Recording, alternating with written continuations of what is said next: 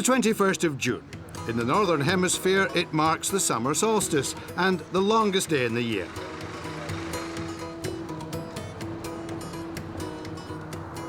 But 200 miles north of the Arctic Circle, in the Norwegian city of Tromso, the sun never sets at this time of the year, and in celebration of that, the local rugby club, the Tromso Polar Bears, hosted a unique sevens tournament, kicking off in the dead of night. We have something that no one else can offer, the midnight sun. As far as we know, Tromso is the most northerly town in the world to have a rugby club. We have also found out that this is the most northerly tournament. We've measured on the map and checked that there are no other tournaments this far north. That's pretty special.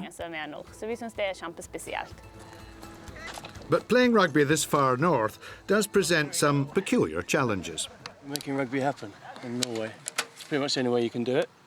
We don't have any posts, we don't have much equipment at all, to be honest with you. No scrum machines, nothing fancy, but we found a few pipes, so we fastened them to the football goals, which there's plenty of in Norway, and there we are. With the pre-tournament preparations complete, it was time for the action. Taking part were men's and women's teams. Jeg synes det egentlig helt fantastisk å kunne spille så sent på kvelden.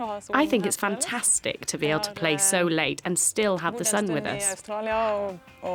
I've lived in Australia and Uganda, and you're often limited as to what you can do when the sun sets so early. Whereas here, we can enjoy the day and enjoy the evening into the small hours of the night with sun. It's a real advantage.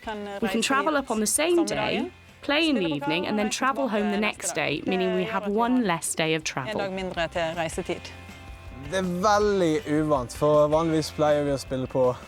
It's very unusual. We usually start earlier in the day and are ready for the social side by the evening.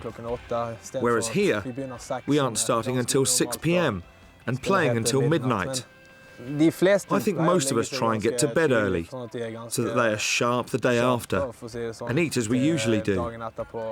I ate some pasta earlier this afternoon, and then tried to relax, and drank lots of water. I try not to eat 3 hours before. That is my usual routine.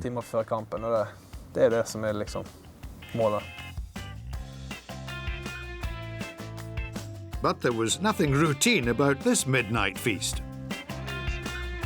In the women's competition, the undefeated Southern Amazons claimed first place. And with the midnight hour approaching, Bergen beat the hosts in the men's tournament.